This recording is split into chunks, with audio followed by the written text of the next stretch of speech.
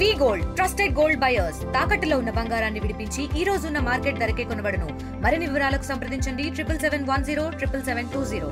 Coastal ఈ ఏదైతే తీర్థాంచలం శ్రీకాకుళం ఉంది, శ్రీకాకుళం, విజయనగరం, అదేవిధంగా విశాఖపట్నం, అదేవిధంగా కాకినాడ, అమలాపురం, నర్సాపురం, మచిలీపట్నం, ఒంగోలు ఏదైతే తీర ప్రాంతం ఏదైతే ఉందో, నెల్లూరు ఏదైతే తీర ప్రాంతాలు ఏదైతే ఉన్నాయో ఇవన్నీ కూడా సబ్ డివిజనల్ ఉన్నటువంటి హెడ్ క్వార్టర్స్ ఇవన్నీ కూడా ఈ యొక్క సబ్ డివిజనల్ హెడ్ క్వార్టర్స్ లో ఒక నర్సాపురం తప్పించి మొత్తం అన్ని కూడా డిస్ట్రిక్ట్ హెడ్ క్వార్టర్స్ చేశారు, ఒక్క నర్సాపురం తప్పించి. అంటే ఇది అందరం కూడా తెలుసుకోవాల్సినటువంటి ఇంపార్టెంట్, వెరీ ఇంపార్టెంట్ సబ్జెక్ట్ ఇది. అంటే ఏ రకంగా మన మీద వివక్ష జరిగింది అంటే ఏం చేశారండి, ఒక సబ్ డివిజన్ కూడా లేనటువంటి భీమవరం, అంటే కేవలం అది ఏంటంటే భీమవరం ఒక మండల హెడ్ క్వార్టర్, అది ఒక సబ్ డివిజన్ హెడ్ క్వార్టర్ కూడా కాదు.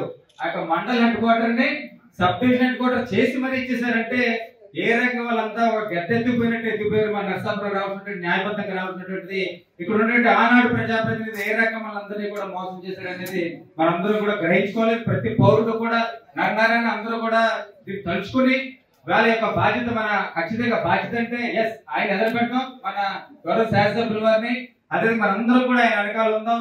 100% ఖచ్చితంగా ఇది మనం సక్సెస్ చేయగలుగుతాం.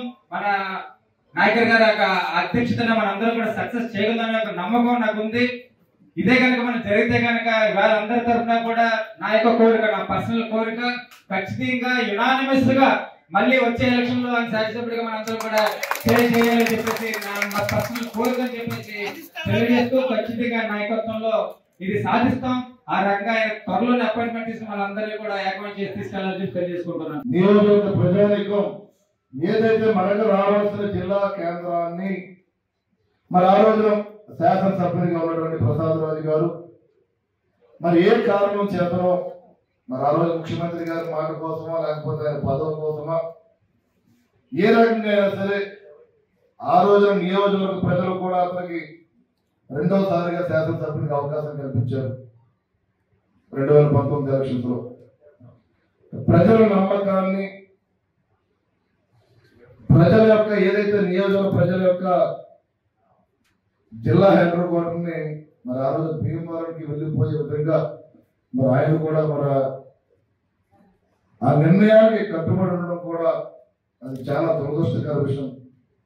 మరి ఆ రోజు ఇక్కడ ఉన్న ప్రతి ఒక్కరు కూడా నియోజకవర్గం ప్రతి ఆర్గనైజేషన్ కూడా ఆ రోజున యాడ్ స్టేషన్స్ 60 రోజులు కూడా నిరంతరం మన దేశంలో కూర్చొని వివిధ రకాలుగా మరి మాధవనాయుడు గారు మరి ఆ రోజున నిరాధ్యక్షలో కూర్చోవడం, మరి తెలుగుదేశం పార్టీ రామరాజు గారు కానీ టీడీపీ నాయకులందరూ కూడా మరి జనసేన నుంచి కూడా మేము కూడా వివిధ రకాలుగా మేము కూడా యాడ్ స్టేషన్ చేశాం.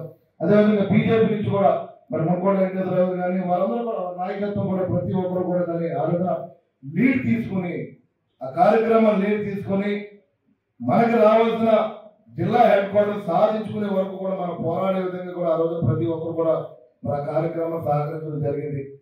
మరి అనుకోని పరిస్థితుల్లో అది జిల్లా హెడ్ క్వార్టర్ మనం రాలేకపోవడం, మరి ఎన్డీఏ కూడా అధికారంలో రావడం, గౌరవ ముఖ్యమంత్రి చంద్రబాబు నాయుడు గారు, అదేవిధంగా గౌరవ ఉప ముఖ్యమంత్రి పవన్ కళ్యాణ్ గారు ఏదైతే మన రాష్ట్రంలో అన్యాయానికి గురైనటువంటి మన నర్సాపురం నియోజకవర్గం లాంటి జిల్లా హెడ్ క్వార్టర్ కావాల్సిన గ్రామాలు ఏదైతే పట్టణాలు ఏదైతే ఉన్నాయి వాటిని పునర్పరిశీలన చేయాలని ఆలోచన ఒక కమిటీ ఈ సందర్భంగా నేను తెలియజేస్తాను. నేను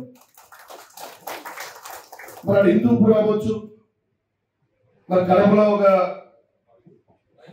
రాయచూరు అవ్వచ్చు, రాయచోటి, ఇది మన నరసాపురం అవ్వచ్చు. అంటే ఆ రోజున విభజన భాగంలో మాధవనాయుడు గారు చెప్పినట్టు నరసాపురం కూడా ఏదైతే పార్లమెంట్ ఉందో ప్రతి పార్లమెంట్ ని జిల్లా హెడ్ క్వార్టర్ చేసే విధంగా కూడా ఆ రోజున ఆ ప్రభుత్వం మనం ముందుకు రావడం చూసాం. మరి మన నరసాపురం నియోజకవర్గం ఏం దురదృష్టం చేసేవో తెలియదు మనం.